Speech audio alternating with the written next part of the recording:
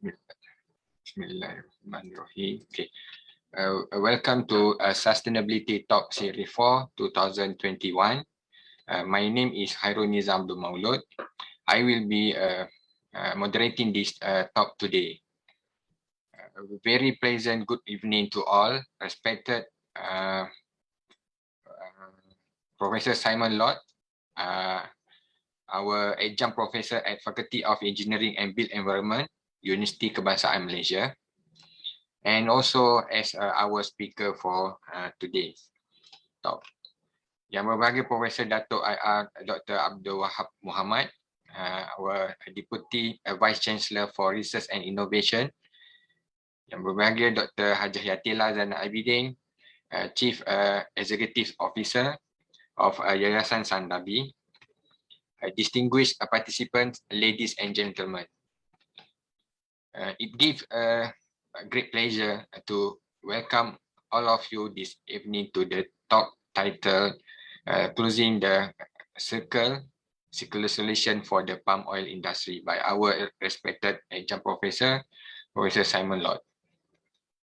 The purpose of this talk is to share knowledge and experience from Prof. Simon on a detailed understanding on the topic today. Before we start the talk session, let me introduce a little bit of our speaker this evening. Prof. Simon Lott actually has around 36 years management experience in the agriculture and oil palm sector.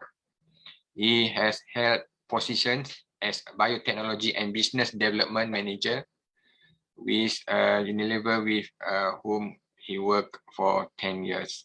In 1995, he moved to Papua New Guinea to work for New Britain Palm Oil Limited.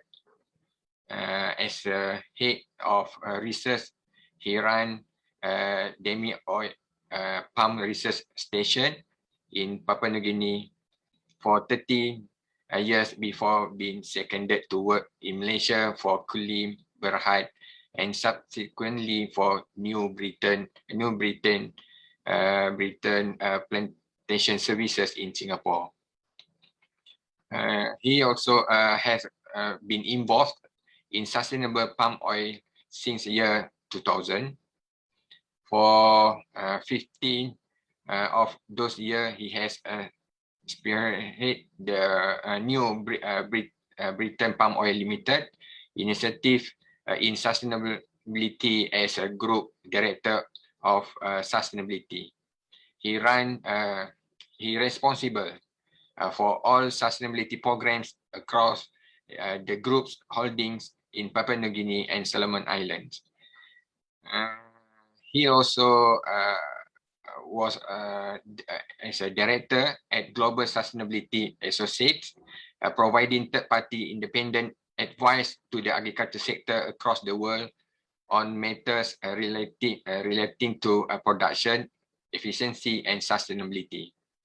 He also held the position of the director of New Britain Palm Oil Limited Foundation, which is a registered charity seeking to improve health and educational provisions for the citizens of Papua New Guinea. In year 2015, New Britain Palm Oil Limited was bought by Darby Berhad, and he became the Chief Sustainability Officer of Darby Berhad, where he leads Darby Sustainability Initiative across all divisions, implementing a system to promote responsible and ethical production across the group holdings, and taking responsibility for disclosure on all the matters relating to governance and environmental and social accountability. In year 2017, Darby Berhad split into 3 separate entities, and Prof. Simon moved to join the newly formed Darby Plantation Berhad as a Chief Sustainability Officer. In this role, he has a direct responsibility for all sustainability and quality initiatives across the groups of 660,000 hectares and 17 countries. Currently now, Prof. Simon is a director at Simon Lott Consultancy based in Herefordshire, United Kingdom. So without further ado, let us welcome our speaker of the session, Professor Dr. Simon Lott. Prof, the floor is yours. Thank you very much indeed. Let me straight away go to sharing my screen. And I hope you can see it, or you can all see it. Lovely. Okay, well, good evening, Malaysia, from a really wet UK. Thank you for the UKM-YSD Chair of Sustainability for inviting me to talk to you this evening. I thought what we would do is talk about the circular economy, to delve a little bit into where that term came from and how it's applied to regenerative agriculture, which might be new terms for you, to then look at how the palm oil industry is placed to meet those demands from its stakeholders, and then through the question and answers to actually really explore whether we are fit for the future and what more needs to be done. So let me get started. And whenever I start, I always like to begin with a clear definition of sustainability. Now, there are many models and there are many definitions of what sustainability is, but most are concerned with the EES, the economic, the environmental, and the social aspects. And it's about how you approach all of these three aspects as one. I encourage all of you to, whether you represent an organization or indeed as individuals, find a definition that suits you and then to stick to that. The one that I've used to guide all of the companies has really been this one. It's all about sustainable development, and it's about a company's commitment to operate economically, socially, and environmentally in a sustainable manner.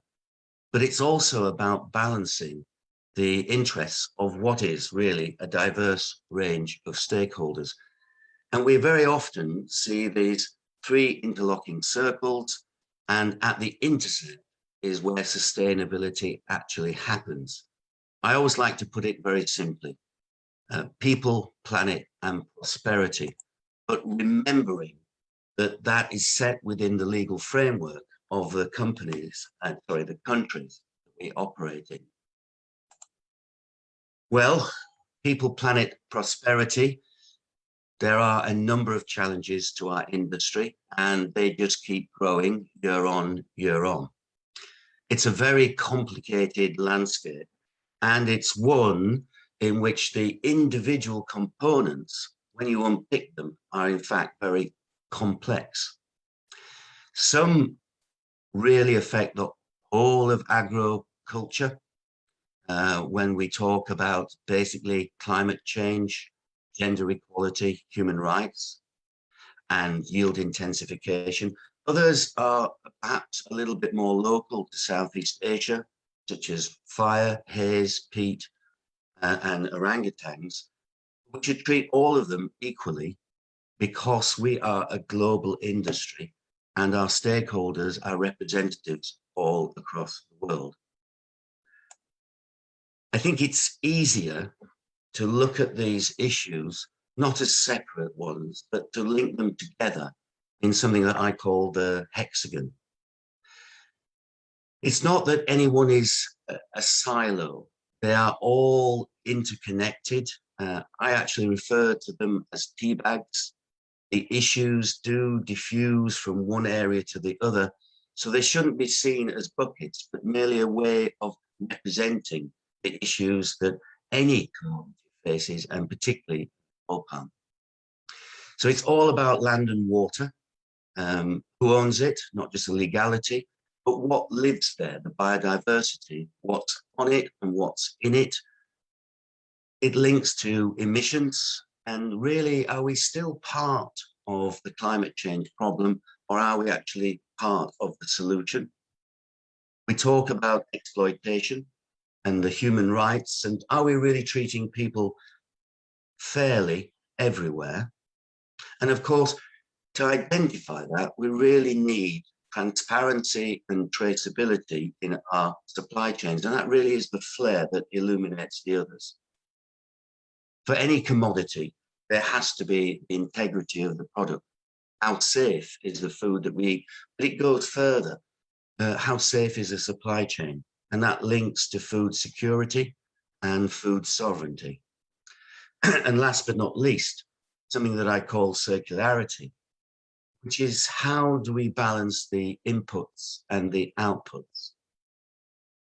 You might think we're just going to talk about circularity today, but when we do, we have to actually represent that one element in connection to the other 5 elements.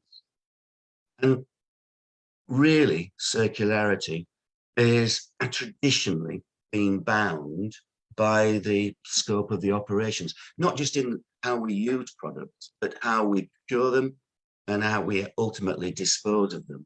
But the expectation is shifting now beyond just our operations to look at how we establish an equilibrium across the entire supply chain. Excuse me.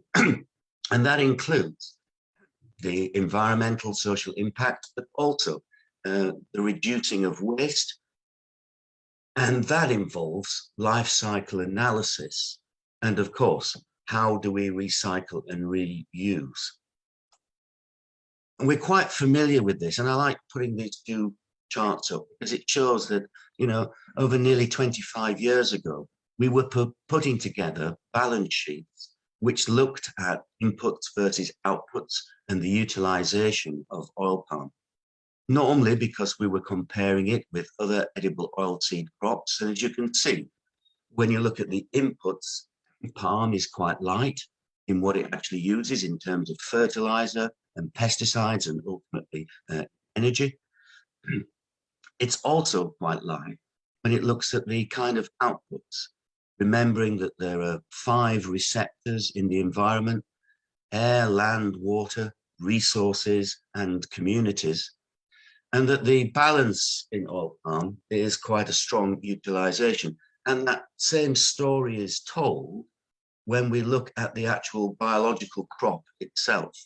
And we look at how much of that crop, 93%, is actually recycled and reused in the process of growing palm oil. And this was work done by Gurmit Singh of United Plantations, when we look at how we put the fronds, the trunks back into the soil, even the spent mill flowers, how the fiber and the shell is used as fuel in the boilers, and how what was considered waste products, now byproducts, are put back into the cycle as well.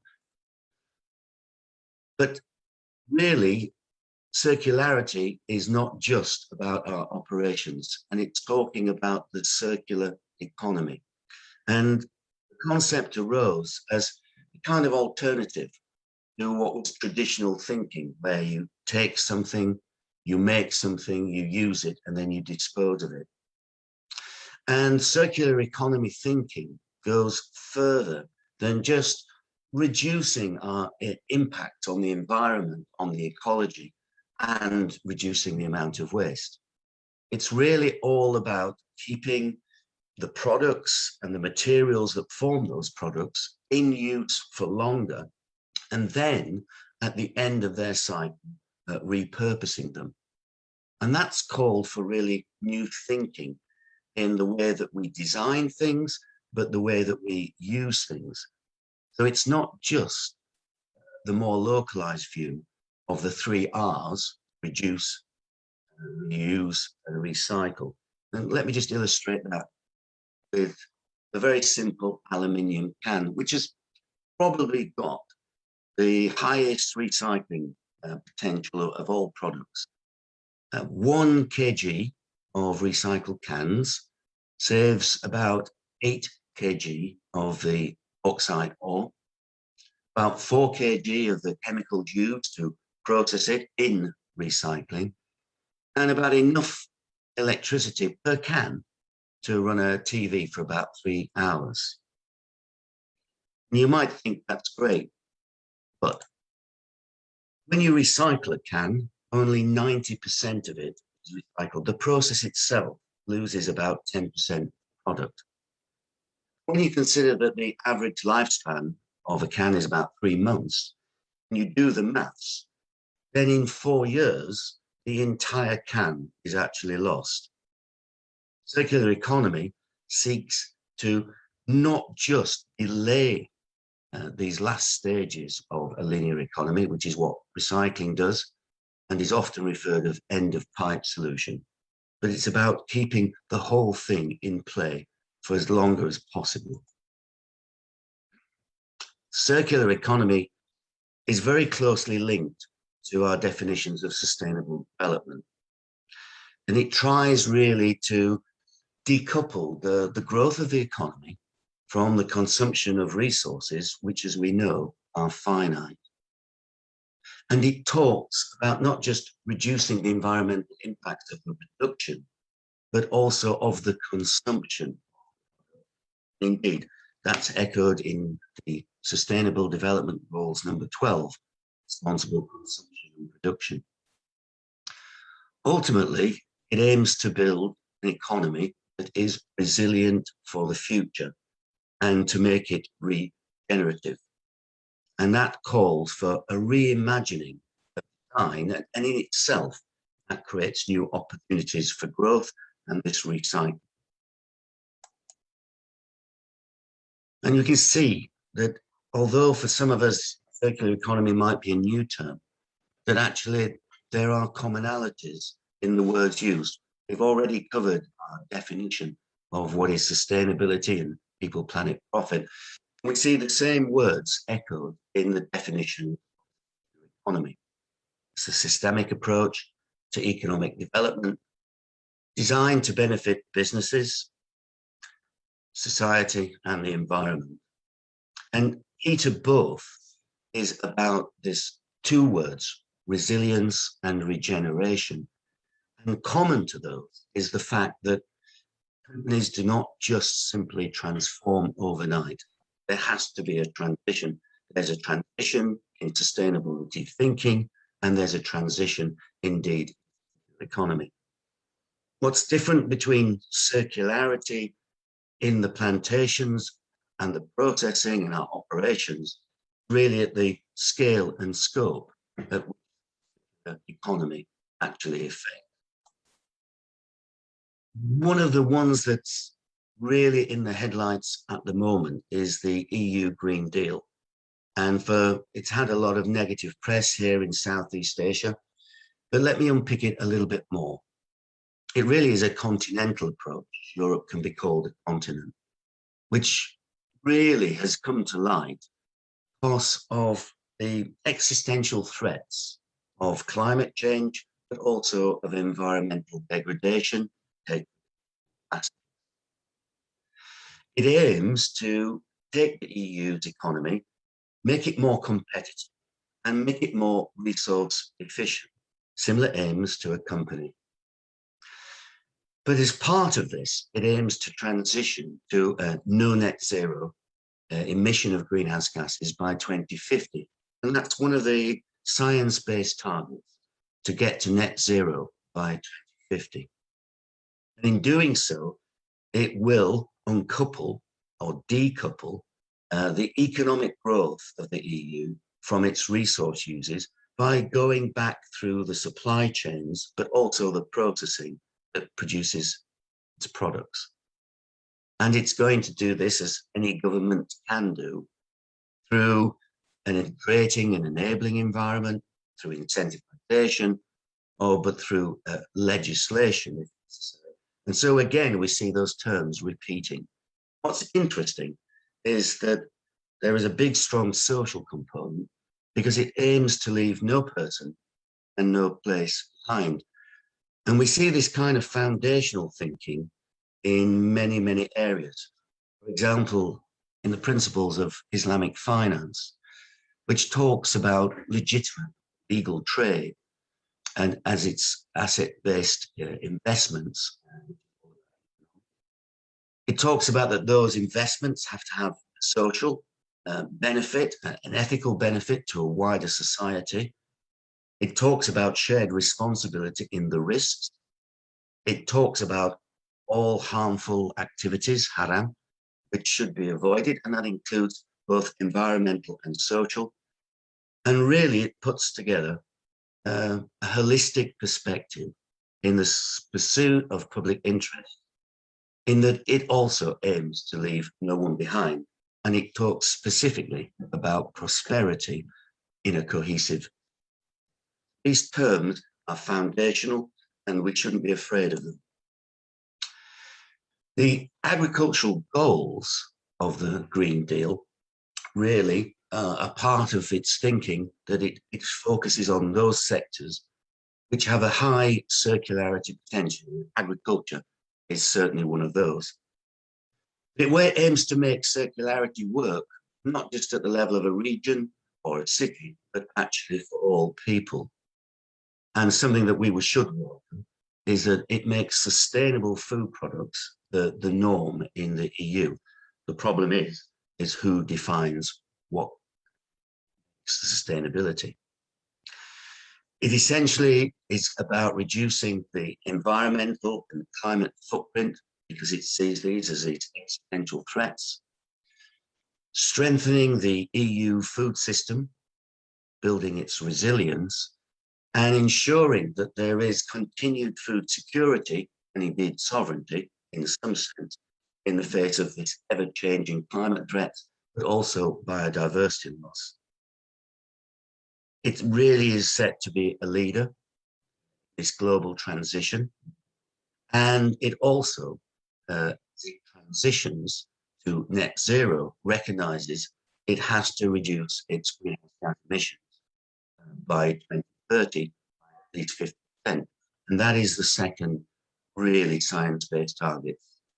Halve your emissions by 2030, arrive at net zero by 2050. And indeed, 2030 is quite an important day. That's when we should all be meeting Sustainable Development Goals. So really, when you look at the circular economy as applied to agriculture, it's all about regenerative agriculture. There's this, again, might be a term. Regenerative agriculture really is trying to put the thinking, the economics of a circular economy into agriculture. And to do so is to recognize that the processing and the farms that produce the product are really much part of a larger ecosystem. And so that regenerative agriculture is really all about land management practices considered as a whole. It's not, if you think of it as a bank, withdrawals from this natural capital, this system, but also finding a way to put deposits to pay back into. And the whole idea is to shift the linear thinking of just prioritizing high yields to establishing cycles of duration. And if that's beginning to worry you, let's go back a little bit as to where this. And we often hear that, the EU has once again moved the goalpost, but actually has it? Or is it simply applying rules of a much older game? And in doing so, it's really fulfilling sustainable development definitions of being responsive to a diverse stakeholders. Let's take a cue from Coldplay. They did, in fact, cancel a tour over an environmental concerns. And let's go back and how this thing arrived. We can trace it back to nearly 100 years. And of course, some of our plantations have their origins even further. But Steiner was giving a series of lectures to farmers about the impact of nitrogen fertilizer and its impact on the soil, and brought together thinking around about farming and ecology into something which was then termed biodynamic farming. And as a scientist, I get the ecology, I get the farming side, that I struggle a little bit with some of the philosophy of biodynamic farming. That in itself led to a movement, a cooperative actually, farmers coming together, and in an effort to establish uniformity, creating what I think is one of the first sustainability certification schemes, Dynamics. Just a little bit later, groups of crop physiologists and ecologists and agronomists realized that they were actually dealing with some of the similar problems. They were just looking at it from different angles. So they came together, and then the scientific discipline called agroecology came to bear, which really looks at ecology and the similarities between how we work in sympathy. Sometimes we call it production and protection.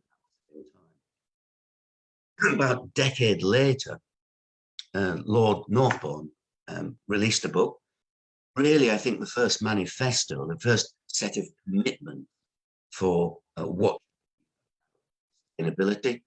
It was called Look to the Land, and in it, he introduced this term, organic farming. So it's quite an old concept. And that began a movement, and it very quickly spread.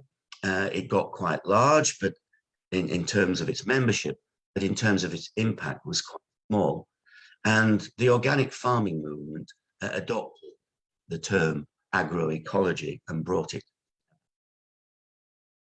The 60s themselves were a very interesting time. The Green Revolution was upon us, and although it had been really based on high-yielding variety work in Mexico, it came about when Norman Borlaug coined that phrase, and it was all about yield intensification and increasing productivity. But in that decade, came to light that some of the impacts of the Green Revolution and its impacts on agriculture on the ecosystem were actually being realized. And Carson's work, again, goes back decades when he was working on ecology.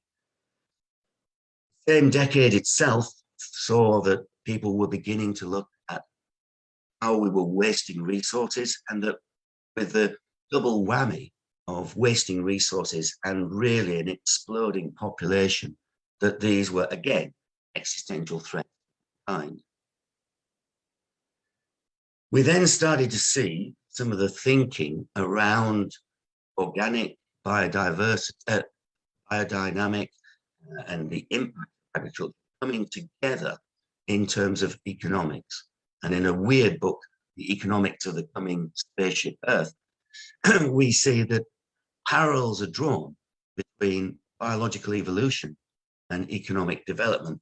And the thinking starts about how we should have cyclical systems of production. By about the 70s, which is really the time I started going to university and getting interested in this subject, I think some of the ecological effects of agriculture connected with that Green Revolution. And the Rodale Institute, a little bit later, which has always been concerned with organic farming, really began using the term regenerative agriculture. So it's over 40 years old, and it talked about how we can feed the world without destroying the planet, because feeding the world was the existential threat. We see even more work being done, classical and neoclassical economics beginning to consider sustainable development in how they look at things, not just purely from an economic, but building in environmental and social aspects. And that led to the term appearing, circular economy, at 1988. Work continued from that, and we have terms like restorative agriculture, a technique that really was all about building quantity and quality of topsoil. It was about looking after the local ecosystem, the local biodiversity, as well as preserving the ecosystem functioning of water. Rodale had been relatively quiet, but sometime later published again, also on about organic agriculture. It started talking about regenerative organic agriculture and linking climate work that was done. It sought to use the soil as a means of carbon. And it turned the phrase regenerative organic agriculture. And those 4 areas put in orange and in bold, topsoil, biodiversity, water and carbon are things that you will start to reassert quite quickly. Let's fast forward, and the existential threat of climate emergency has been piled on top of population growth and environmental challenge. And that's pushed not just corporations, but actually individuals to rethink their consumption and also their production patterns. And we see a plethora of companies coming out with programs and systems for regenerative agriculture. Here, the parent company that produces the outdoor and leisure equipment of North Face brands, focusing on the supply of rubber and helping to create only sources that utilize regenerative agriculture. The next 3 chosen to illustrate this are all big off-takers of palm oil, and they're one of our stakeholders, and we should be taking cognizance of what they're doing. And PepsiCo, Unilever, Nestle have all announced these very large-scale programs. To be fair, Unilever have had sustainable living plans and work on ecological impacts for many, many years prior to this. Look at the scale of them. 2.7 million hectares throughout the entire supply chain, investments from one company of 1.8 billion. And linking all of these is their reduction in their greenhouse gases. And we're also now seeing colleges around the world advertising these economics of natural resource part education programs. Well, Bardingham University analysed nearly 280 peer-reviewed papers and found that the term regenerative agriculture is being used very differently, and the principles behind it were used very differently by people in order to guide their thinking. But there were these 4 consistent principles that kept on reappearing: soil, biodiversity, climate, and water. And that these are consistent with some of the earlier thinking on biodynamics, on organic, on restorative, early thinking, cyclical generation programs, and the circular economy. If you go, and I encourage you to do so, to go through the Nestle and the Unilever plans, you'll see that these 5 elements are represented. 4 of them we've already covered. If it's in grey, it means that it's implicit and it's not specified as a. We see that they've added a 5th component to these big 4, which is all about farmer-centred livelihood programs. Centre to all of them is a big worry that regenerative agriculture will not produce the yields that we need. Therefore, yield intensification, increasing are essential. But you know, these 5 elements should be no strangers to Malaysia. They're actually in the Malaysian Sustainable Palm Oil, and the precursor to that, they're in the RSPO 2008 standard as well. And if you go back nearly 20 years ago, when Eurogap came out, we actually see some of those elements being representative. Very few people were talking in Malaysia, particularly, or in Eurogap in food production, climate change, diversity. So regenerative agriculture is not really a process. It's set practices that are based on good agriculture and also best management practices. Things like intercropping, things like using of compost, of organic manure, of integrated pest management systems, soil health, erosion control, of intergrazing, and indeed the concepts of ecology. And if you Google the regenerative agriculture, you end up seeing pictures like this. And I like this one because it's from the UK. And it shows sheep intergrazing in an agroforestry program, silver birch. You know, 20 years ago, work was being done in Papua New Guinea of intergrazing of cattle in calf stands of oil palm. And that's not the only example. If we look at good agricultural practices that have arisen in the oil palm industry, you know, some of them date back over decades ago. For example, no burn from Sime, Darby. We see that many of the elements of these good agricultural practices, which were in biodynamics, which were in organic, which are in restorative agriculture, now in regenerative agriculture, have actually been practiced. We do not plant on steep slopes, but where the slopes are more gentle, we use contour. We do preserve the organic matter of the paths to actually reduce compaction, puddling and smearing. We do grow intercropping and using cover crops, and a leguminous cover crop in this example, Praeria, Calopogonium, where it actually adds nitrogen to the soil. It helps in moisture retention and, of course, organic matter and help erosion control. We do cover a lot on soil, but we also cover a lot on resource management. Recycling, putting back those work, Dermot Singer, putting back the chipped fronds, trunks, indeed the empty fruit bunches, and putting those back. And indeed looking at the waste products, byproducts, and using compost and using pome and various other back into the land. We've practiced, I think, IPM for some years, not just targeted herbicide spraying, but also pheromone control of insects, use of barn owls to control rats, and of course, growing beneficial plants, which strangely called beneficial weeds, to be the host for parasites and predators of oil palm pests and diseases.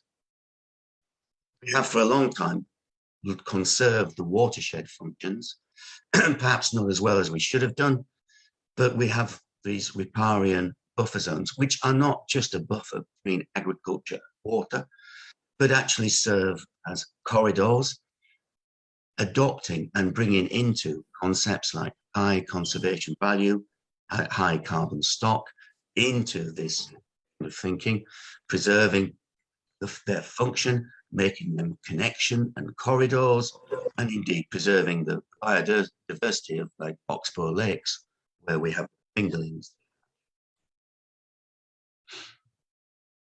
We look at climate change, and here methane, which is one of the biggest components when we do our balance sheet of greenhouse gases, you know, building the patch systems for treating the methane, but also some what I call the world's largest bouncy castles to capture that methane, and in the worst cases, flare it, but in the best cases, using the gas is gas turbines and to generate electricity, not just for the needs of the operation and making that circularity, but bringing the additionality of basically rural electrification. I think we've also always had the welfare of our people, the people who work for us. We've been caught short on several occasions. We've also considered communities that surround us, and particularly those small farmers who are associated with our supply chains. I think it's fair to say we've neglected them for a considerable amount of time. but it's great to see a lot more effort being placed in the Malaysian sustainable palm oil, in how we bring these smallholders back into the supply chain. And that's led to people exploring a little bit more the extension work with us. And here we see a smallholder block clearly suffering from nitrogen. The problem staring us in the face, it was population growth before, and then climate change, is exactly that. How do we feed 10 billion? And the World Resource Institute put it really eloquently, that if we continue farming in the same old way, then there's going to be a 56% gap in food that we need. If we do continue to farm in the same old way and try and fill that gap, we're going to need something like 600 million more hectares. And of course, that leads to expansion here in the tropics, with the rainforest, and to do it in the same old way, it's going to release 11 gigatons. We already know that agriculture is a high component of global greenhouse gases. This would add further burden to what we have to deal with. And we also know that globally, the expansion of agriculture being the cause of about 80% of all deforestation. And although in Malaysia and Indonesia, that deforestation has been brought under control and a capping, it's still a clear and present danger. And we must do all of this without exceeding 1.5 global warming. And when we look at this, we have to do it all within the framework of the SDGs. 17 goals and 169 targets. I think it's 140 indicators. That when you unpick these, and I did this with Sime and Darby, you see that many of the elements in the SDGs are all about sustainable development. They're all about circular economy, and they're all about generative agriculture. I think central to the oil palm industry is Goal 12, responsible consumption and production, and the shared responsibility we have with those that offtake. When you dig down into those primary goals and those secondary goals, as the way we've defined it here, you see all of the elements of the thinking I've just described in these. So, for the future, I think profitability, which depends on productivity, really relies on the management of technology. And when I started my career as a young cadet, the hope was this full mechanization in the palm oil industry, and that hope hasn't been realized yet. Talk about exoskeletons. We've gone a long way with tractor combinations and grab of scissor lifts. We haven't yet got to the point where we can harvest, replace the harvester with artificial intelligence, although there are many new initiatives working on this. Innov, one of them. And we're looking at how we increase productivity. Go back to artificial pollination. How do we assist the weevil? All those kind of things. Still a long way short. And when I look at those best practices, many of the responsible companies here are following those practices. But don't forget that a lot of the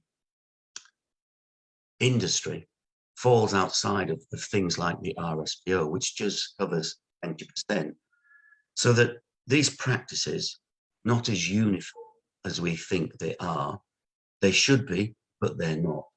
And I think with the MSPO, we have a chance, and we refine it even more, to really rebuild back the fundamentals of palm oil growing with good agriculture.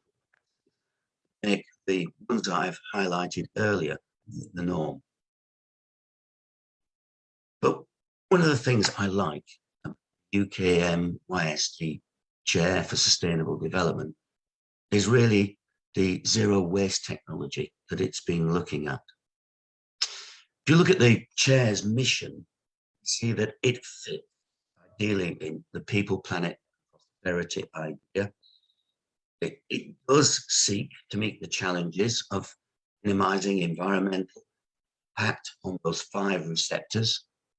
It looks at all the elements that are in regenerative agriculture: soil, water, climate, resources, livelihoods. And indeed, in seeking to turn the oil palm industry mills into green factories, and dare I say it, into energy generating power plants, that we could actually have the whole nation on renewable energy through these.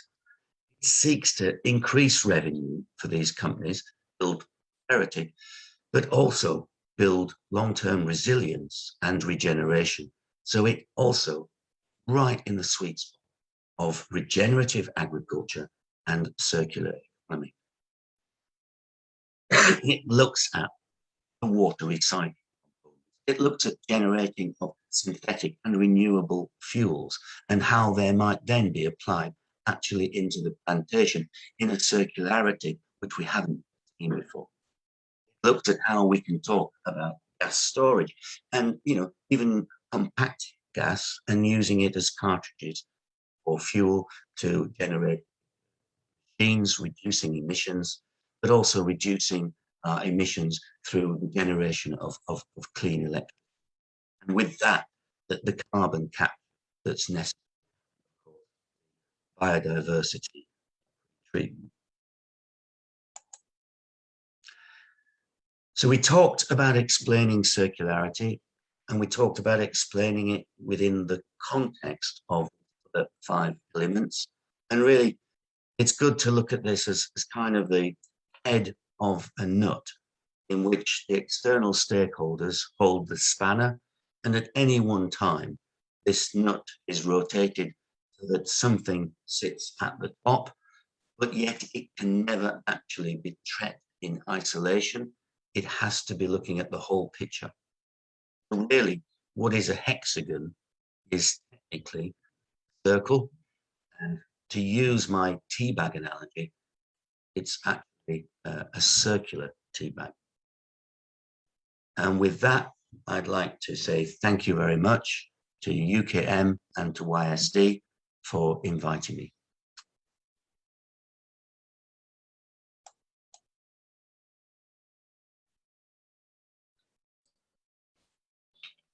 Okay, thank you very much, Professor Dr. Simon Lott, for the impressive presentation.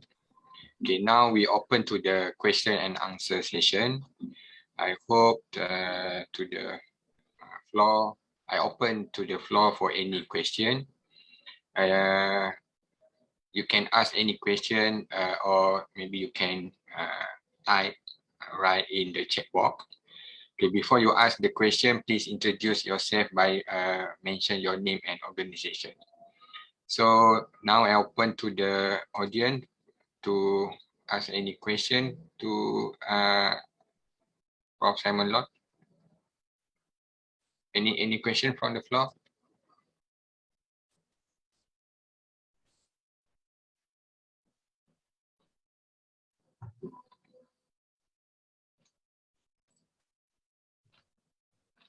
So any question from the floor? Okay, maybe actually I have a collection of questions that we received before during the registration session. So the first question is from the Mr. Muhammad bin Muhammad Nazri from the University Technology Petronas. So the question is as the world have to deal with climate change, it is still necessary to search for sustainability. It's a reasonable question, isn't it?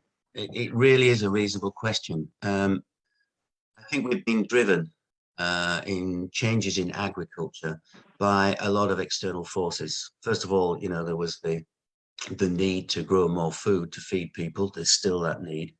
And now, as we've seen in the EU Green Deal and in the thinking behind regenerative agriculture, which isn't just from the EU, is about how climate change and environmental degradation are really the big drivers of what we do. And you could be forgiven, I think, for thinking that, well, we should just deal with those. But as I try to explain in the hexagon, is that these areas bleed one into another. We're talking about climate change. So we're talking, in a sense, for the oil palm industry, about really halting deforestation. And when you start talking about halting deforestation, you're putting in place things like the high carbon stock approach. And that has a leakage into how we deal with communities. We had a similar experience in Liberia. And how do you explain to communities who want development that actually, for the benefit of all, we can't go into areas which have a high carbon stock, climate change, and indeed their biodiversity, and therefore we have to build around it. And so that you can't just take emissions separate one on its own. You need to put everything into place. And you talk about, well, just climate action. Well, how is that climate action controlled on the ground? Yes, perhaps you've limited expansion to just low carbon areas, so they become net sequestration areas. But actually, what are you doing in terms of your clean development mechanisms at the mill? And what does that mean for how you control the pollution? And indeed, then you start looking at fertilizer use, nitrous oxide, which is very aggressive greenhouse gas, and how we start to limit that, and what are the agricultural practices that we can. We're not going to get away from using nitrogen fertilizer. But what sources can we control on that one, and how do we bring that in? And we look at about reducing emissions in the plantations by changing the vehicles that we drive, or indeed the way that we harvest, and that has an impact on livelihoods and consequences sometimes. We look at, even the biofuels, which people thought was a great solution. The EU started pulling against that because of the unintended consequences of deforestation. Whereas what we perhaps should have done is put a limit on deforestation, then put the biofuels inside of it, because they still, I think, represent a great opportunity. So I don't think you can just ditch everything else about sustainability, just climate change. We still have a duty of care to people, and we still have a duty of care to the shareholders, because they are also as stakeholders, and companies are here to make profits for those shareholders, and to simply one go convert all of our mills, transform them into methane capture, when perhaps the entry tariff from the government hasn't relaxed sufficiently. There's not so much incentives and tax breaks for doing that, and that the shareholders take complete hit one go as we transform. No, I think we have to transition. I think that means that we can't ditch anything else about sustainability. That is a good question. Okay, we go to the second question from Muhammad Ali Hassan. The question is the concept of the palm biomass refinery practical? I don't know the economics of that. On the face of it, from a sustainability practitioner, you would hope that we can make it. I think I mentioned in the talk, and I think the entire chair is focused on really reimagining and innovative design. And I think we still need to have a look at this in the way that we can reutilize the biomass. But I would hate to see all the biomass going into some kind of renewable energy. The simple reason is that any farmer, looking after the soil is absolutely key. And we are withdrawing from the soil by growing something in it. And therefore we have to pay back into the soil. And so I think the trunks and the fronds, and perhaps even some parts of the empty fruit bunches need to be put back. But you can still drive around Malaysia and see plantations in which the planting density, there is very little cover crop underneath. So therefore, the organic matter is not being put. I can't really speak as to whether it is a reality or it is a dream. I would hope that through, I think the work done, not just in universities, but in the research centres within large companies and those consultants outside, that they can actually solve this problem. Yeah. Okay.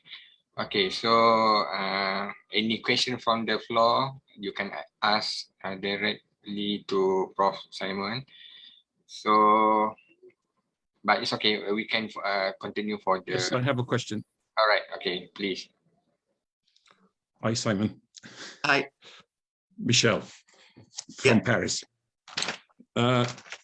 You are aware, Simon, of the fact that I took about a year ago a circular initiative to Sime Darby, which was to put a protein plant in between the East Estate mill and the crusher. This initiative would have stopped the production of methane from the ponds of the East Estate, and at the same time, it would have taken away the usual. The alternative would have been to put a biogas digester to produce electricity from it, but that produces CO2, as you know, afterwards. It would have also brought about the production of frass, which is the insects' dejections, which would have allowed for the production of organic CPO. Unfortunately, I got nowhere with Sime Darby, and now I'm doing it in Indonesia. That's my end. And so what's the question there, Michelle? The question is, why is Malaysia so reluctant to look at circularity in a big way? I think we haven't considered it in the way that we should have done. I think for some people, perhaps even some people listening today, although I may well be talking to the enlightened, is that these concepts of circular economy and regenerative agriculture, people still think they're very new. They're some kind of environmental imperialism. It's been something that's being thrust upon us. I hope in the talk I've shown that actually we've had a lot of this thinking. We may not have used the terms circular economy. We may not have used the terms regenerative agriculture. But actually a lot of the thinking has been done by many of my predecessors. And certainly Malaysia was the cradle of oil palm and really good agricultural practice, indeed best management practice. Why an individual company didn't take it up, I don't know. You have to speak to those. I don't represent Sime Darby any longer in terms of its research or in terms of its sustainability programs. I simply advise them. I think it's insect proteins are going to be a way forward. I think using the expeller, the palm kernel expeller, and using pomme to generate basically a feedstock to produce insect proteins, to utilize the frass in a circular way, I think is sound thinking. Perhaps where it failed was on the economics of it, but I can't answer that particular one.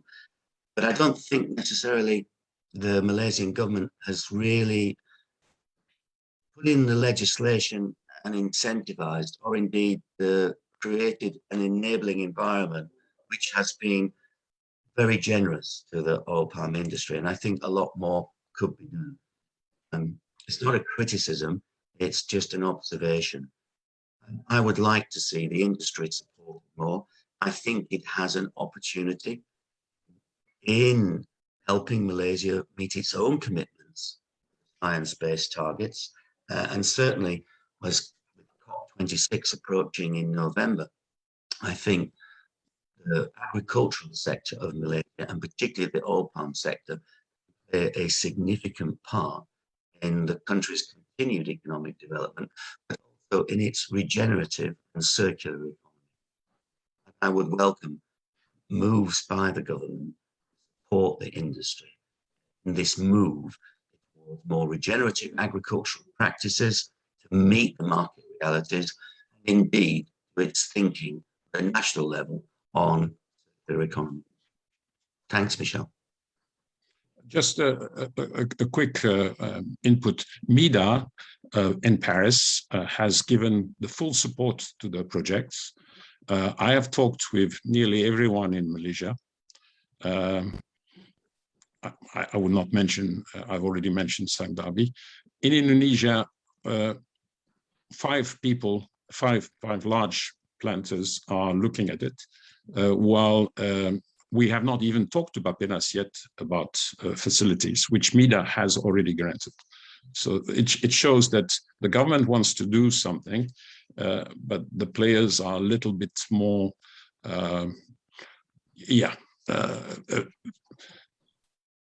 what's the word?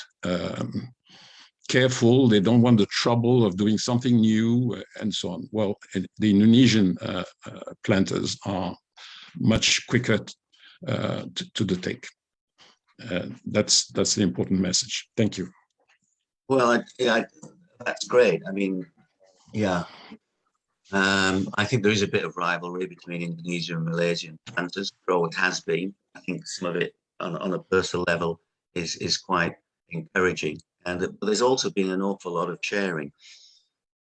I really don't feel that on an international level, we really have the collaborations that would help push us forward. And I see that there's a question from Mr. Chandran about R&D and investment in R&D. And especially, as he says, in those areas of economics, mechanization, automation, and digitization, whether or not they're adequate to ensure the long-term sustainability. Again, we go back to that term resilience of the oil palm industry, and no, I don't think there has. A lot of it's been left to individual companies, and individual companies are answerable to their shareholders, and they have to look at the economics of it. And sometimes they're not in a position to take advantages of innovative technologies just yet. And in some cases, thinking, Michelle, is just too advanced for people to really grasp the economics of it, really think, well, what is going to happen in the future? Clear blue water thinking doesn't always occur. And so putting the two questions together from Chandran and yourself, I think there does need to be a greater investment, and MPOB can really help with this one, but also they also need the government's support, not just looking at the industrial sector, they're looking at the small farmers as well. And I think we do, those four areas that Chandran's highlighted, are areas that we do really need to step up the game. And I think the focus has been a lot in many of the big corporations on digitization and how that's going to better and make the more efficient, more productive. But automation and mechanization is still lagging behind, despite some of the various. And I know, Michelle, that you've also got various machines in the pipeline which will help with a lot of things, including making the industry more attractive to younger people, in that it isn't the 3Ds, you know, dirty, dangerous, and convening, and that it doesn't just rely on muscle power. And therefore, you know, using technology to open up the sector, to bridge this gender gap, this disparity that we have. There is an entire untapped workforce of females who could be working in the plantation, not doing dangerous jobs, but doing highly skilled jobs, which allows for upskilling of the Malaysian nationals, but also allowed for greater attraction and retention of the workforce. Okay, Prof. So we go for the next question. Okay, the next question is from Chiu Posun. The question is the oil palm industry has in place and is doing many good practices, the environment and sustainability. In your opinion, what else has the industry to do to change the poor perception and opinion of the oil palm industry held and propagated by many? Yeah, again, a very, very open question, and I think a very level-headed question too. Since I moved back from Malaysia in late 2019 to the UK, you can't help but live amongst really a population that sees oil palm as the greatest threat. There is a redressing of that balance by some voices. I think most notably by WWF and many of the national alliances within Europe that seek to promote sustainable palm oil. And in fact, I was just reading a very small village. I live on the border of England and Wales. Wales is like a very small, I can't say province, it's a country, but it's a small country in the United Kingdom.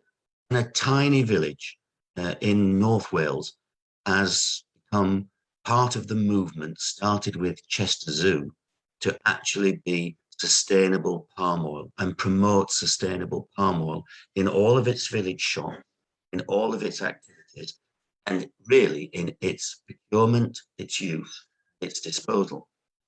And we don't see that groundswell generally, except for isolated pockets in the UK. So palm oil is seen as a pariah. And many of that, I think, is because of previous history on deforestation and the impact on biodiversity. And it wasn't just in Malaysia. And while I think a lot of that has been brought into control, a capping of the expansion areas, a realization of the natural capital and the value of the central spine, of the jurisdictional approaches in Sabah, and beginning to think about peat and what we do with peat, there are still many areas in the oil palm industry which people can point a finger at. And yes, many people point fingers. Few work alongside to actually help address the situation. One of the reasons I like working with WWF, with Conservation International and Rainforest Alliance, because I find them quite constructive in finding solutions to this. I think we still have a long way to go in addressing the social problems, particularly of migrant labourers, and to really soul search, go back and look at our labour supply chain and just how we're dealing with those people, and are we dealing with them fairly? We go back to their exploitation. Are they actually in the modern definition? And is it modern term, modern day slavery? And I think addressing that as a whole, as an industry, would be a great idea. At the moment, it's individual companies. As you know, Felder and Sime Darby have been in the spotlight, but by the grace of God, there are many other companies which could be in the spotlight as well that need to address this. And there are other things. Again, the coming together and sharing of how we can actually tackle the climate change, a collaborative group, how we can actually promote biodiversity.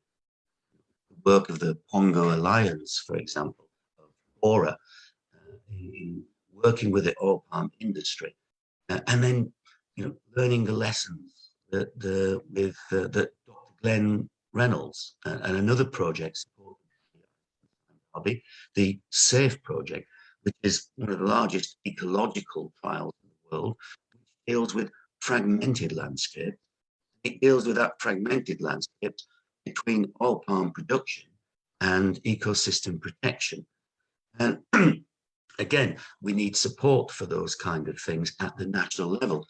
And indeed, a real strong alliance of companies coming together to support a lot of these initiatives, and particularly as we move towards the SDG 12s in 2030, but also in basically halving our emissions by 2030 and going to net zero by 2050.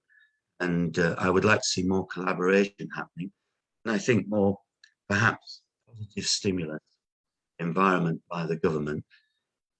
I think if we start to see those, and the other thing that I think really, I think, hampered the Malaysian palm oil industry is we're actually quite shy at telling the good stories. And when we do get round to telling them, we don't tell them in such a great way. We don't get the narrative, what marketing people would call the wrapper. So how we package it and how we talk about, and whilst not acknowledging the things that have gone wrong in the past and the things that are still not wrong, still not right today, I think that honesty doesn't reflect well. You're going to the European or Western market. Culture is slightly different. I think we still haven't got a smooth gear change, how we actually deal with our stakeholders in the Western world. And so we can't really redress, I think, this negative view. Hey, WWF did a piece of research on the uptake of sustainable palm oil in Malaysia and in Singapore and in Indonesia. We're berating Western Europe for not uptaking sustainable palm oil, and I've been outspoken about that. They're not. Still 50% isn't being sold as sustainable. But what are we doing locally to stimulate people's awareness and uptake of sustainable palm oil? Because at about 8% uptake, that's woefully inadequate. Okay, Prof. Simon. So I have a question from the Dr. Pang. It's about the sustainability supply chain. So what is your opinion about the sustainable supply chain strategy in small, medium enterprise in Malaysia? In your opinion? We have to find a way of making and monetizing sustainability for our economy, which works not just for the big players, but for SMEs, smallholders. People criticize the Malaysian sustainable palm oil as kind of a detracting from the RSPO. I've always been a big supporter of the RSPO. I make no bones about it. I think it's a great standard. And I think harmonization between the RSPO and the MSPO and a recognition, very good. But even the RSPO would admit that it took a long time to get round to thinking about small, medium enterprises, and a longer time to really think about what sustainability meant for the small farmer and how we can put a commodity standard into their hands that actually makes it work for them. And SMEs don't have access to chief sustainability officers, chief research officers, chief digitization officers, innovation officers. They just don't have access to that. I think they've been a neglected part of it. And really, I've always regarded the supply chain in Malaysia a little bit like these depictions of the Chinese dragon. You can see the head, you know where the head is. You can see the tail, where the tail is. There's this cloud, this mist. And we've lambasted the middlemen, women, to be honest, and these traders, secrecy, and they're not really helping. They're just entrepreneurs. They've just found a niche that works. They're just trying to make it work. I think we need to reimagine not just the technology, but reimagine the way that we approach and link these people. I know that before I left Sime Darby, they were looking at very imaginative ways, engaging with the small holders, but also with those like people that fell above the definition of a smallholder, but below the definition of what would be called state, and looking at those super traders and looking at those people that are involved in the supply chain, trying to work with them. And I think actually shift could be held. The takeoff of palm oil, the end users of palm oil, reaching back through their known supply chain, because we do have traceability, and then working with those companies longer-term partnership to help build this resilience into the SMEs, the smallholders. That's going to take it from basically spot purchasing to actually longer-term collaborative partnership in which there is a stability of price, allow an enabling environment. Work can be done to reach down. It's never going to improve their yield, and that's what smallholders are about. The certification itself, unless it's illegal, it's not going to drive them. What drives them is putting food on the table for their families and giving their children a better start in life, a better future in life.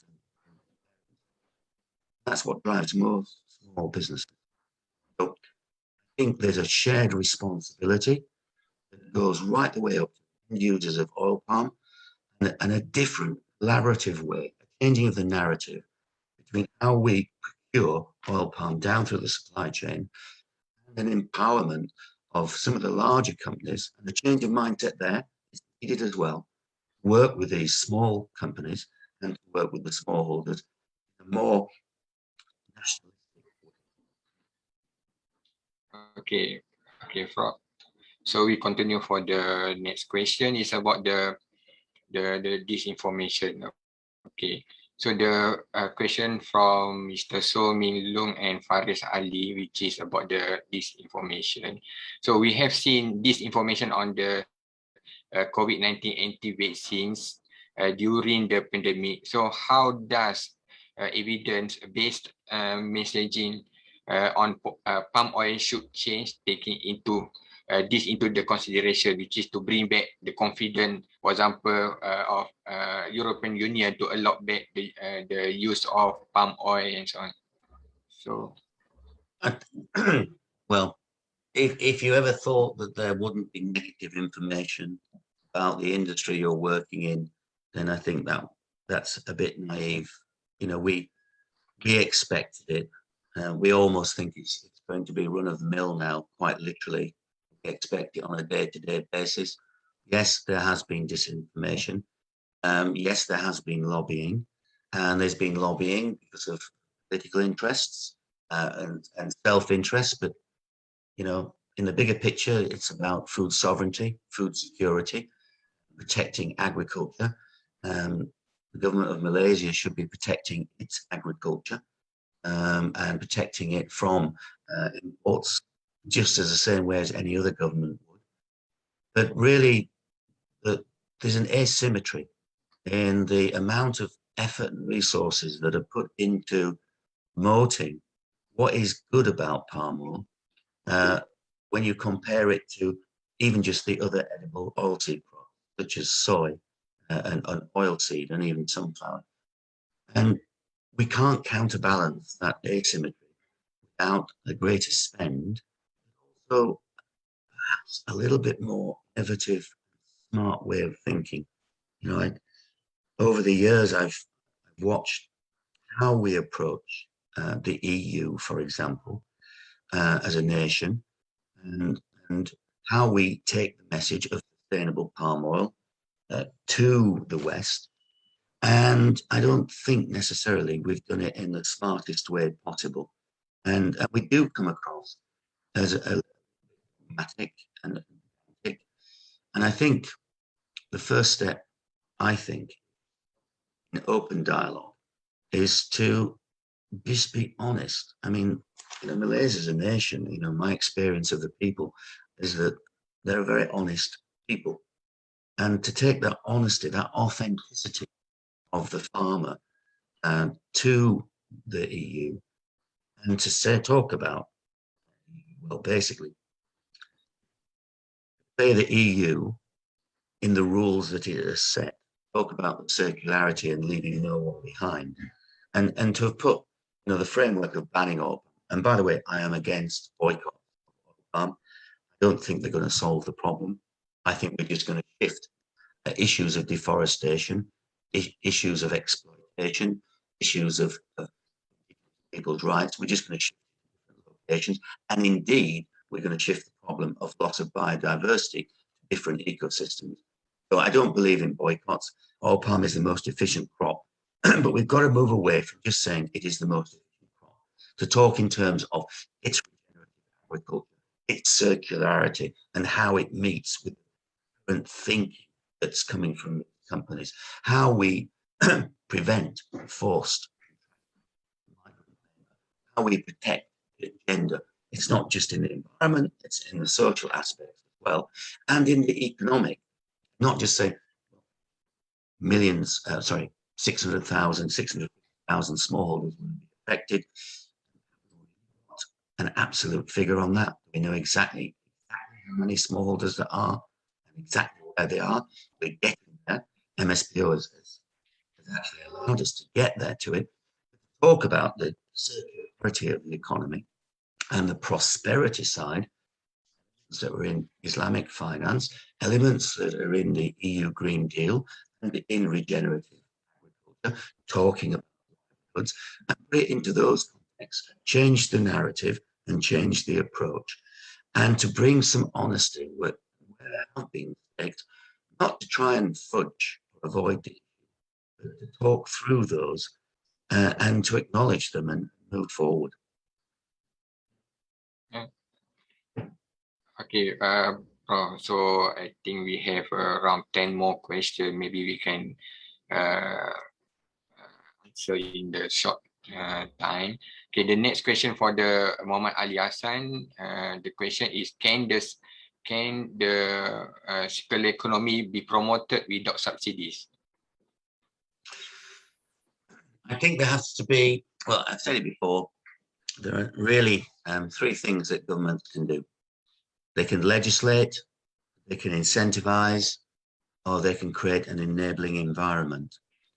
And I think all three of those can be applied, how we stimulate the transition, it's not the transformation, the transition in Malaysia to a circular economy. And we can trial it, and those tools at the toolbox of the government, how they can stimulate the circular economy thinking in regenerative agriculture, and I'd encourage that to be tried, so that we can actually use as to, well, what would be needed to actually help private enterprise reach in and transform, what legislation is actually needed to get rid of things. You know, for example, banning of plastics and how those plastics are banned, how to create recycling and repurposing of those plastics. So it's not just recycling, it's about repurposing of those and dealing with those problems. And so those are aspects of the circular economy. How to stimulate basically renewables energy policy, really right across the board. What kind of tax breaks can be made? What kind of honeymoon periods, as they call it?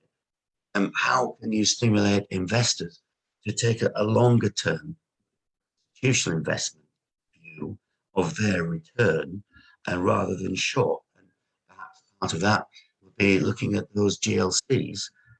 We can assist with them. Okay. I'll try and keep my answers short because you've got a lot of questions to get through. Yeah. Okay. So, okay, the question is from the Noliza. The question is, there is a report that Malaysia is facing a problem with workers. So, how to overcome this issue actually, especially for the palm oil industry? Well, it's not just a report; it's a fact. Yeah. You know, we are down on workers.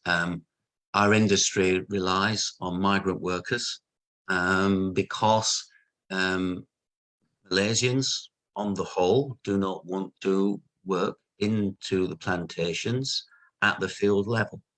There are workers in Indonesia, in Bangladesh, in India, in Myanmar, and Nepal that are willing to do that work.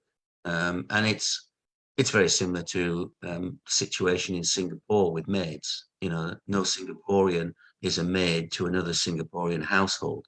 They bring in Filipinos or Indonesians to be their maids, and it's a very similar situation. So we are facing a big shortage.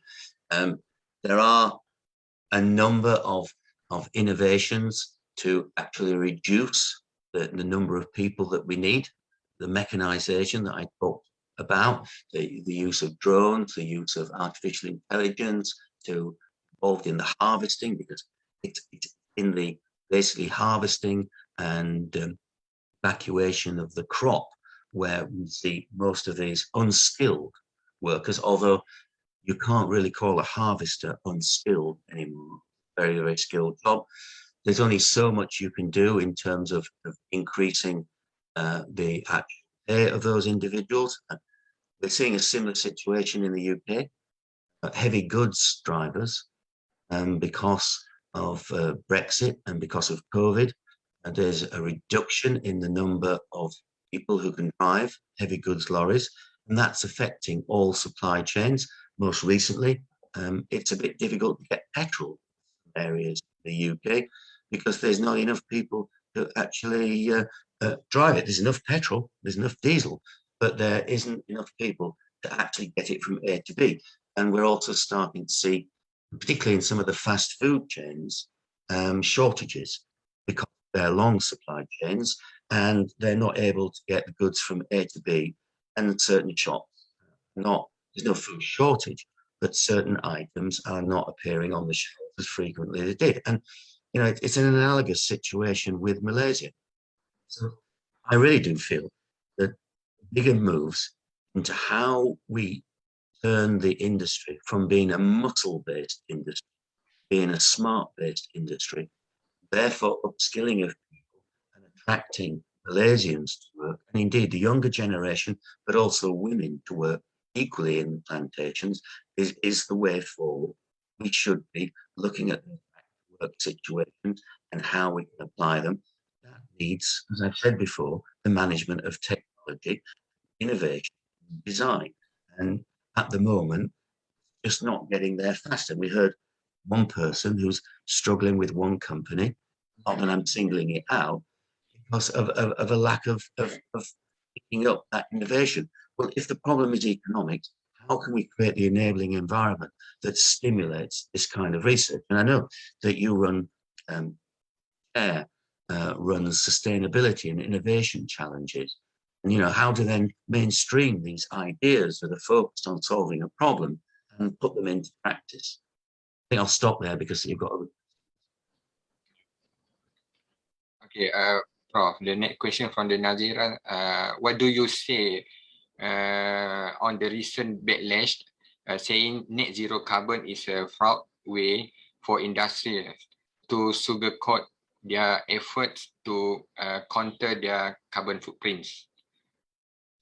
I think it's not been the going for net zero. I think it's actually the using of offset in the same way that when people went for green bonds, environmental bonds, they were accused of greenwashing, with access to money, cheaper access or more favorable terms, and that people were actually using these as kind of a greenwash, hiding behind the bonds, but really it wasn't about changing the way that they lived. I think the climate change has caused all of us actually realize, you can't work in the industry and not see the impacts of huge rain events, not just on the biology of the crop and the weevil, but on the infrastructure, the access to it, the factors of prone droughts. And again, the biological impacts, but the impacts on in the water at the mills.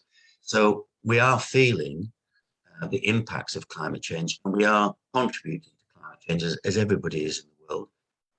Our own industry is no different. So I don't think the thinking behind halving emissions by 2030 and going to net zero by 2050 is sugarcoating. In fact, when you look at it, it's flipping hard for companies to get to that because of the investments that's needed to convert, for example, the low-hanging fruit of each mill, which would be nice to say at one sweep, every mill should capture its methane. And yes, there is CO2 produced, but then we should be looking at ways to capture that CO2 as well. Point is that although prices are good, it's a cyclical commodity. we've always been there. Prices go up and prices go down. We cannot necessarily take the hit all in one go to actually convert all of our mills. And then to look at things like which the UK-YSD chair is looking at, hydrogen, or even compressed gas as vehicle fuels inside of the plantations. It needs that transition, and it needs help.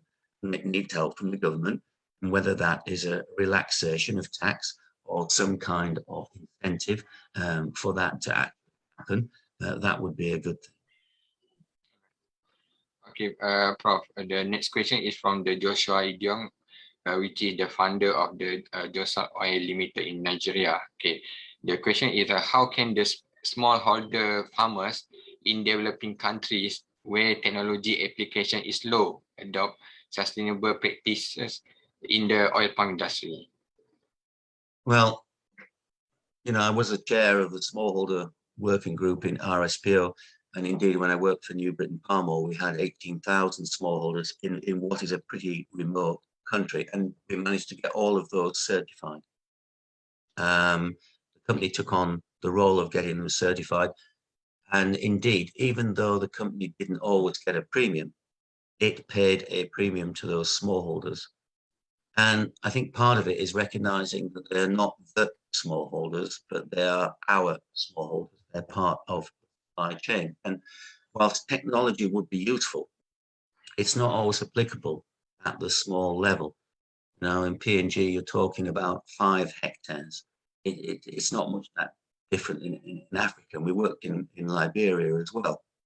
It's about the good agricultural practices. It's about how to get sustainability in is to actually be planting your cover crop. It's about the hygiene and then recycling of your fronds, your male inflorescences.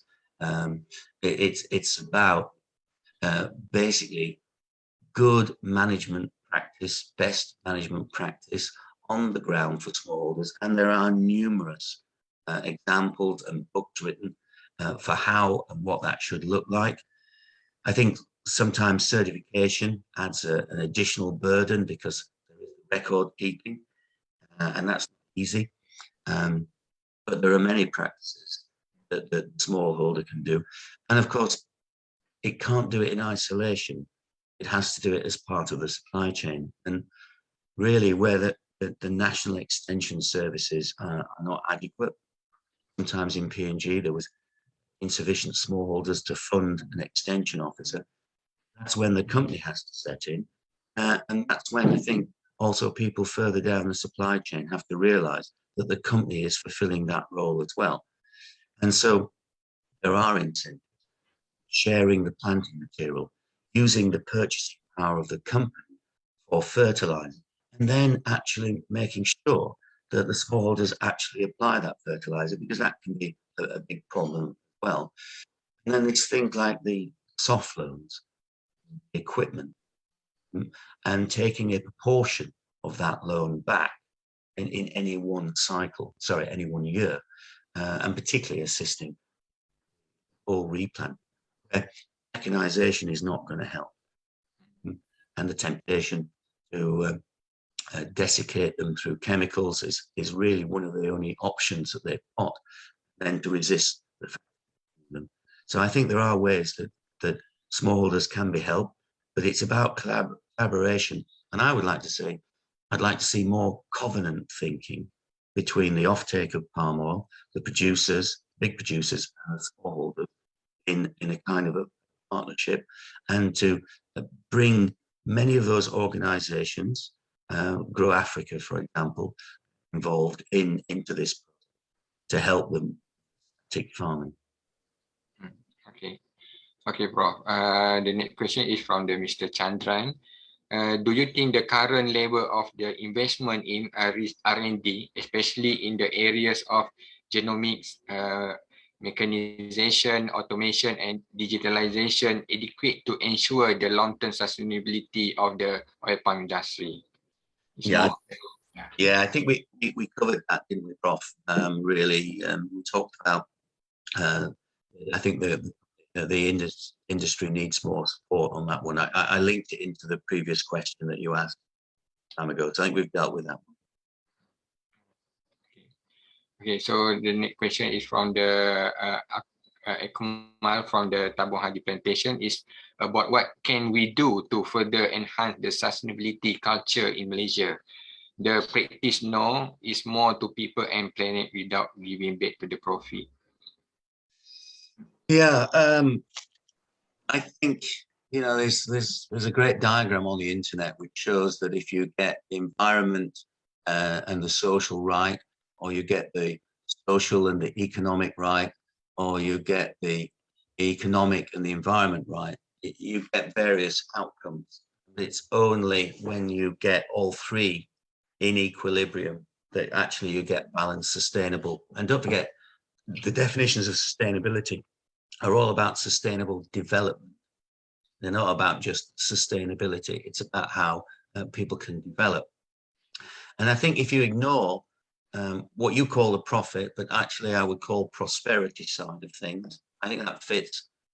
You saw it in the Islamic finance, but I think prosperity is talking about the profitability to shareholders and the company, but it's also talking about that unique role that oil palm has in the, it's central, it's pivotal to communities where it operates around the world, and to smallholders. So I think prosperity is a much better use of the word, and covers the areas that we talk about. But I think if you ignore the prosperity side of things, you are not in balance, and you might well be controlling your pollution. You might well be treating your workforce with respect, but actually that is not resilient, because you still need to have that economic cycle of money, and you need to have to generate the profits in order to do all of this work. All sustainability work takes resources, and so if you ignore profitability, you do so at a peril. We're after all companies. We are not not-for-profit organizations. In terms of the first part of the question, I think we do desperately need more awareness of sustainability in Malaysia, and it's growing. And I think it's growing from basically the youth, and we don't often give the youth a chance, which is why I like to see these challenges talking about undergraduates, and it's talking about school kids as well, because we don't often give them a voice as to what we're doing. And I actually think movements can be organized with the voice of youth. Actually, that can stimulate, first of all, families. Whatever we say as parents, we do listen to what our children think. And then that goes beyond that. And so we should have more, I think, youth conventions and youth conferences in which we allow them to put the message of what should be done sustainably for the future of Malaysia. Okay, Prof. The next question is from the Sarah, which is what is the starting point that the palm oil industry can take to go forward in being circular or sustainable? Who are the main stakeholders can potentially be the catalyst for change? I think the first step is not actually going to cost anything. And the stakeholders involved are the companies. For the companies to take a good hard look at what they do, and then to put it into the context of this thinking. I draw an analogy. You know, in 2015, when the Sustainable Development Goals were announced, you know, on the back of the Millennium Development Goals, which we didn't achieve, everybody looked to see how their business fitted in to the Sustainable Development Goals, how they could shoehorn, they could squeeze what they did into the Sustainable Development Framework. Sime Darby took a very different view. It took the view of this is what we do to make a living. This is what we do to bring profitability. So how do the SDGs fit into what we do? And I think that's the first step, is for people to really understand what regenerative agriculture means. And really that's just the expression of the circular economy. but to look at the wider concepts of circular economy, what other people are thinking, then to see how that regenerative thinking actually fits into what they do on a day-to-day. That will highlight the gaps, what needs to be done in order to make it, as I call it, closing the circle, make it truly circularity. So it's a bit of soul searching, but a bit of understanding of what the concepts are, breaking them down, and then not trying to fit inside of them, but let them fit inside of what you do. And then you will see the gaps, address those gaps, close them, close the circle. And I think that should be done by basically all companies. And indeed, it perhaps needs to form some of the thinking and work streams from MPOB to stimulate this and to help it through. And indeed, we will start to see it being expressed, or some of these things being expressed through the MSPO. I think some of the more, shall we say, farming ecological, agroecology, appearing into these standards as a way to stimulate, well, basically it's mandatory, so it's legislation. So that's what I would suggest. Okay, the next question is about the technology. So as we know, the digitalization or AI technology may contribute great impact to the circular solutions towards palm oil sustainability and resilience. But in reality, digital maturity in palm oil industry still left behind. What is your suggestion to move forward in faster pace? I think we need an industry task force, and I think that needs to be protected and supported and resourced by government funds. It goes back to Chandran's question: are we investing enough in R&D? No, I don't think we are, and I don't think necessarily just levying the industry, although it has a contribution to make, it is the sole source of income for this. There's a lot of international collaboration on different, we really don't see that international collaboration. We don't see the role of universities being brought into that, so academia and the skill sets that have been honed through undergraduate research. We really don't see a stimulation of PhDs and MScs as much as we could do in terms of looking at these areas and how that would be supported, not just by academia, but by the industry and by the government. We don't see these partnerships forming as much as we could. And we don't really have, and it's not a criticism of MPOP at all, it's just simply, I think more needs to be put in to them in order for them to be perhaps the convening body for all this kind of work. And that needs support from the government. So, Prof, we have 3 more questions, and Whoa. then it's okay. The question from the Mr. Chandran again: when it comes to addressing the negative campaigns against palm oil, how can the industry close the gap between data and the narrative? As you are well aware, oil palm is an extensively researched crop, and yet the positive attributes are not disseminated effectively. Do we need a new strategy in the way we communicate to the stakeholders? Chandran always asks great questions, and the simple answer to that is yes. I think we need a new strategy. I think perhaps oil palm is the most researched crop that I'm aware of in terms of the full range of sustainability. When I started off, it was all about undergraduates, master's students, PhD students asking questions, universities from all around the world asking you to be part of the research by contributing to an interview, etc. And I never turn them down. I always think that there's a role for this. And then it came on about the practices. Then it became about, all about what you were hanging your hat on in terms of sustainability. Then it became about the environmental aspects of it. Then it was the social aspects of it. Then it was the economic aspects of it, and the disbalances. And I think it's been studied to death. And the figures are out there. I mean, I gave a recent talk on deforestation and the role that oil palm played, and people were shocked that that oil palm wasn't the major deforester in the world.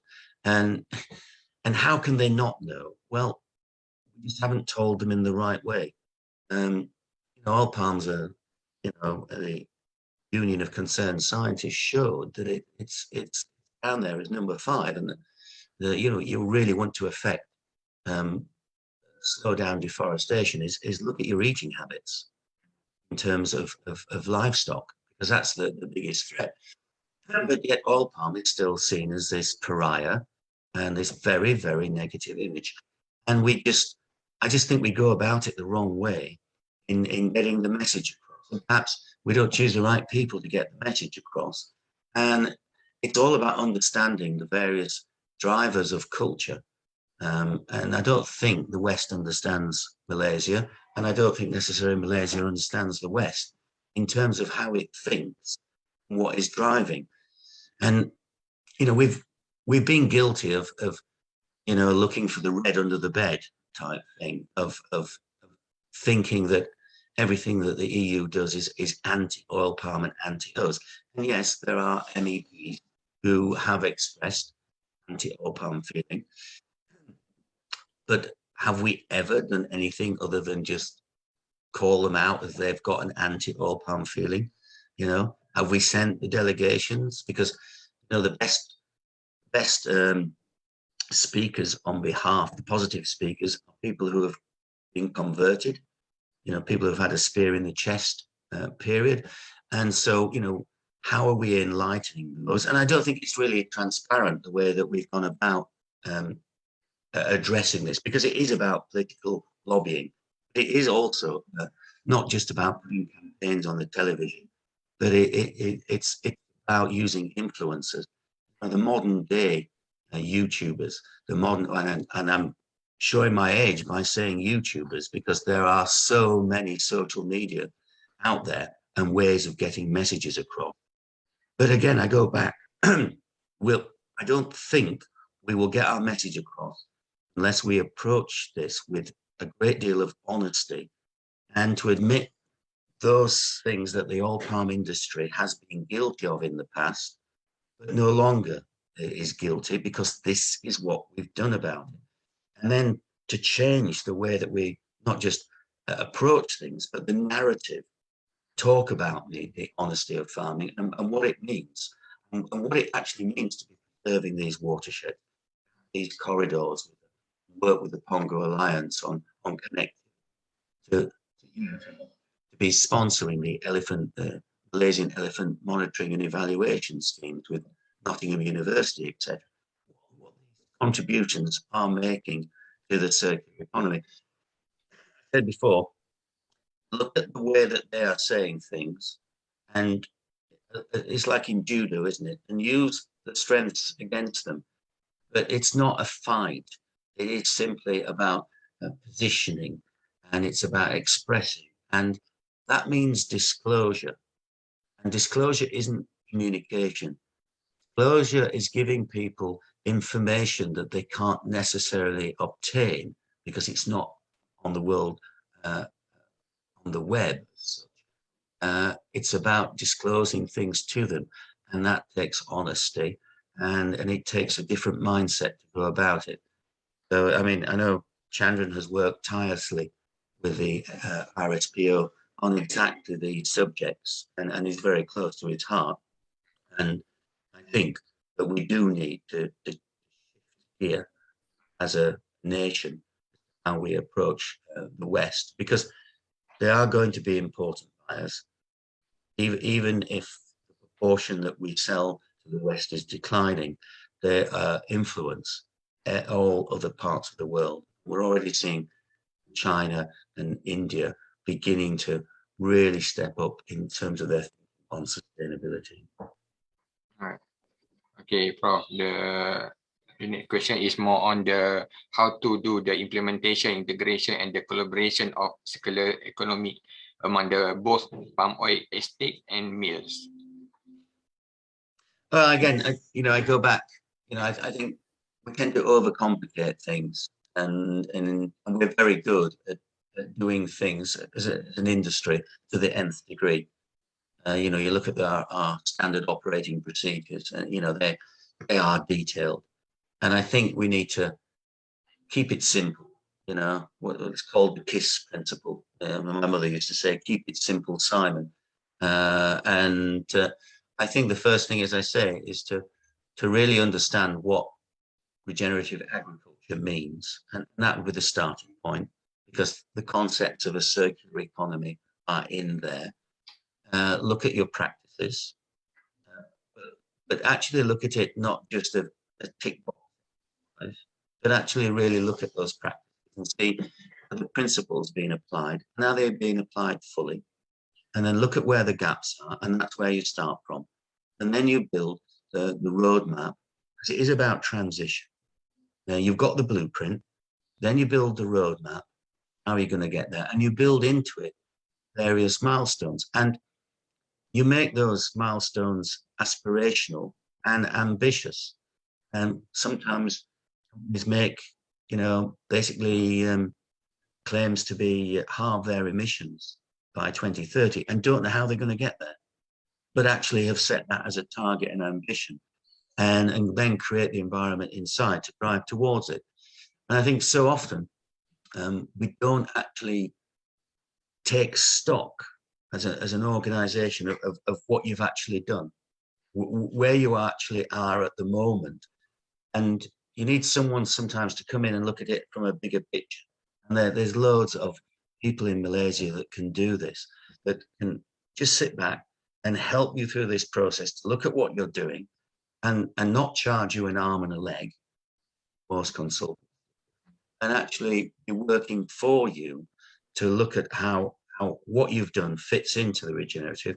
And there is the starting point. And I always use the principle of osmosis, go from strong solution to a weak solution. So start at where your strengths are, and then allow that thinking to penetrate, and allow the innovation to come from within your workforce. And it's not just going to be your research department, your sustainability department. You've truly got things embedded, and that innovation will come from your whole employee base. Okay, Prof. The last question is about the... Oh, thank goodness. The last question. Great. Okay. The last question is, the price of palm oil is pretty high this day. Due to this, palm oil mill owners make a good profit. Do you think with all these profits, they should invest in new digital technologies such as AI, artificial intelligence, IoT, digitalization, and increase the readiness of maturity level in their technology adoption for more efficient and productive operations? Yeah, not so long ago, we've been having the absolute opposite question. With oil palm prices so low, do you think that sustainability should still be adhered to? And my answer to that is yes. And my answer to this is yes as well. But, oil palm is a commodity. We're price takers. We don't determine the price. And, very often when prices are high, we are not filling the war chest to make the industry more resilient.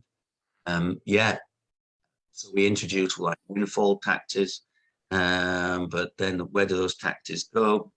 Where do those levies go? The accountability of those taxes and those levies is into these areas. These are the areas that are going to push the industry forward. These are from this thinking, and I don't know what they will be, but from this thinking, we will get the innovation, this reimagining that I talk about of design. And so, yes, there should be a mechanism in which the industry does contribute, but not overburdened, because, it struggled from the post-COVID, and it's still the COVID. So got the MCO. It's still impacting businesses. It's still impacting what we're doing.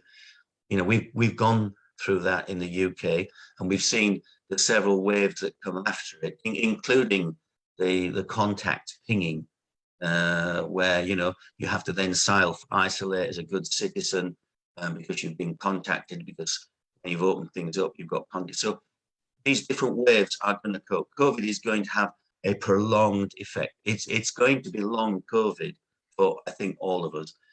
So therefore, having some kind of reinvestment, and that's going to take a little bit of a mindset change from the big investors too, to look at what they're creaming off in terms of dividends and how they're using those dividends. And there should be some hard questions at their board levels as to how can they stimulate the economy and basically future-proof the industry and make it more resilient. Okay, Prof. So with the end of the question just now, our program will be the end. On behalf of the organizer, I would like to thank to presenter Prof. Simon and all the participants from various organizations who have contributed in making this talk session success. Okay, thank you very much. So stay safe. So I think the next session is a photo session. So for the all the participants in the Zoom application, please on the video, the camera, and then the organizer. Are you ready for the photo session? Yes, everyone, please open the camera so we can take photo together. All right. We wait 10 seconds for everyone to turn on the camera. Right.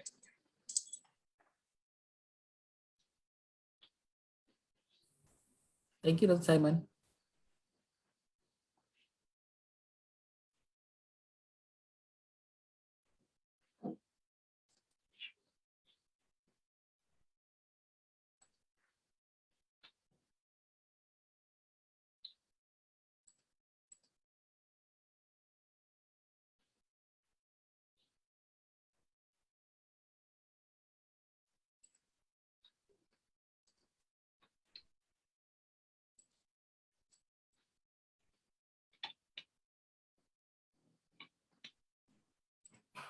Okay, are you ready?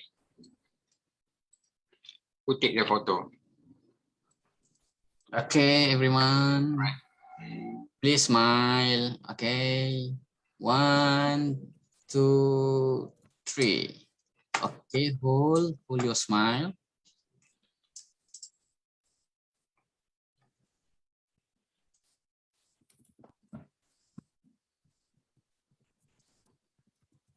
Okay, another one.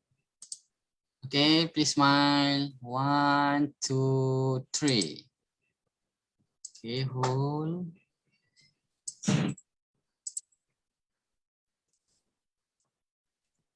Okay, last freestyle.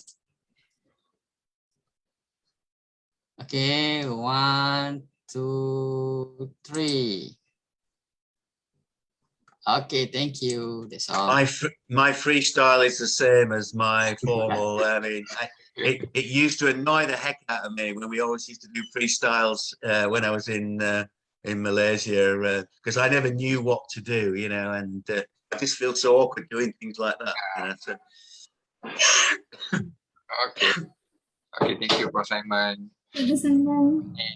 Right. Thank you, everyone. I'll say goodbye. Have a nice evening. Yeah. Thank you. Take care. Bye-bye. Bye.